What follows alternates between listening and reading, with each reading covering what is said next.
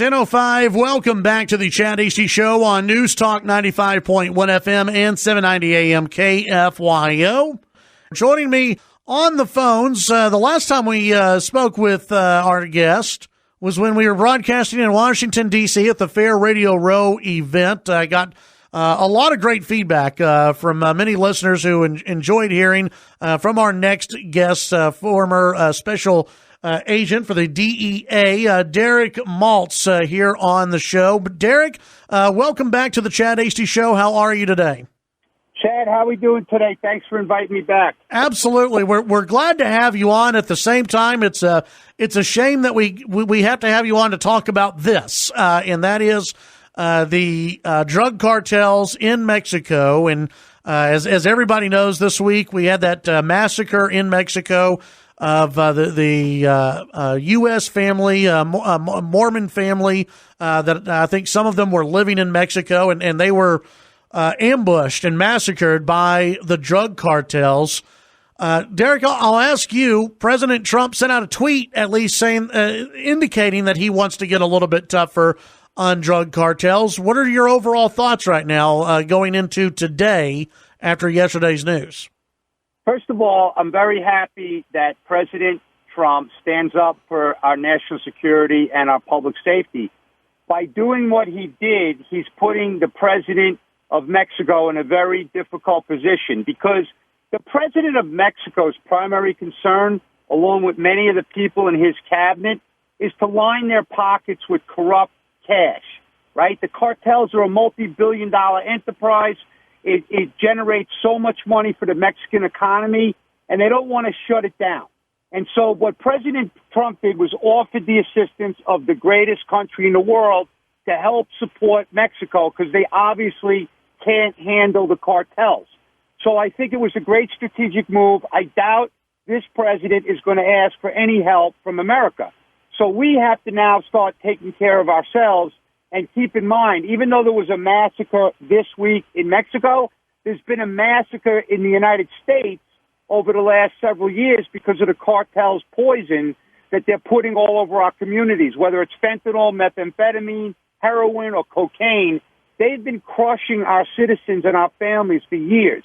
So this is long overdue. It's a wake-up call for America, and the public has to start getting a little bit pissed off because the politicians, quite frankly, are self-serving in our country as well, and all they seem to care about is their own personal image and their checking accounts and their savings accounts. So we got to start rallying up, uniting the good people in America. We got to put the best and brightest government agents and resources together and go after these cartels like they've never seen before, with or without Mexico. Well, and the last time you joined me, we talked about the U.S. needing to declare these cartels terrorist organizations because that can lead to the freezing of assets. It can hit them in the gut when it comes to money. I had a listener yesterday who said, "Why don't we do that?" And so I'll put that question to you: why don't we do that? It's real simple. Because the president of the United States has horrible advisors right now regarding that issue because they're more concerned about the politics to deal with our number one trading partner, right, and the financial concerns than the safety and security of our people. This is a real simple decision. Just look at the scene yesterday. Poor kids burnt in a car. Women and children. Who kills women and children like that? And then to riddle the cars with bullets, so like 200 rounds of bullets, right? And they're shooting people as they're putting their hands up. And not to mention, look at all the people that are disappearing in Mexico. Look at all the savage killings and cutting off body parts and throwing heads on the dance floors of weddings. This is something we've never seen in the history of this country. So we have to start thinking a little bit differently. This is not a law enforcement problem alone. Clearly, law enforcement has been doing a great job over the years enforcing the laws, but it's not good enough. The drugs are all over the place. The Mexican oxy pills now is the big thing, Chad. Just in Phoenix, Arizona, just to give you an idea, DEA Phoenix published these statistics on the Mexican oxy pills, which are killing people all over because they have fentanyl in them. Listen to this.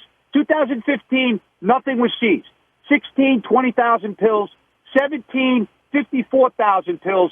2018, 387,000 pills. And last year, 1.4 million pills seized by just DEA and Phoenix DEA. You can only imagine how many of those pills are all over our communities, in our schools, and people are going to continue to die. So this is not anything that we've ever dealt with before. So the government bureaucrats have to stop worrying about their little kingdoms and worry about the public safety of America. And this is what it comes down to. And it's really, really frustrating because, anybody can see that we have a sense of urgency here. This isn't anything that we should be joking about or playing politics about. But, of course, in the Beltway, they're consumed about impeaching a president on this witch hunt stuff, instead of doing the right thing for the public. Well, I mean, this is a war zone, and that's what we're seeing in Mexico is a war zone, and we have politicians in D.C. who they love getting involved in other war zones, right, across the world. Syria, yeah. But we've got one on. We're here in Texas. We got one right on the border. And we're not doing anything about it. Do you think this is because we've had the president offered military assistance, which I don't think Mexico's going to take him up on that offer. But do you think that's something we're eventually going to have to take a look at? Well, we have to start with a couple things in our country. You know that old saying, Chad, you can't throw stones if you live in a glass house? Well, one thing I would tell the president today, if I could talk to him, is President Trump, you have to fix some of the stuff that's going on in your own country with the lack of information sharing, the lack of focus on the true threats to the country. Everybody seems to want to do their own thing again. They're trying to fight for budget, fight for attention, instead of working together as a powerful force of good. So the thing is before we start sending troops into Mexico or anything like that, we have to start focusing on what capabilities do we have, what can we use if we declare them terrorists, and then how to shut down their money flows and shut down the production sites of these major industrial-sized methamphetamine and fentanyl laboratories in Mexico. If we shut down their supply capabilities and we shut down the money and the chemicals coming from China, we're going to do a lot of damage to them. But this is something we have to talk about and get an operational implementation plan. We can't just write Beltway strategy white papers and look at them all day long and talk about how great they are. We have to implement action, an operational plan with accountability. Right now, there's no accountability on what we're doing. It's a free-for-all in D.C., and that's got to be changed. So before we start, getting boots on the ground conversations and all of that, let's have a joint conversation with the military, the intelligence community in the White House Situation Room, and let's put the cards on the table and go after this threat like we've never done before. Visiting with Derek Maltz here on the Chad Hasty Show. Is there any way that the Trump administration can work or trust anyone in the Mexican government on this issue? Because we saw, what was it, just 2 weeks ago, where the Mexican military was basically defeated by one of these cartels, and they let El Chapo's son go.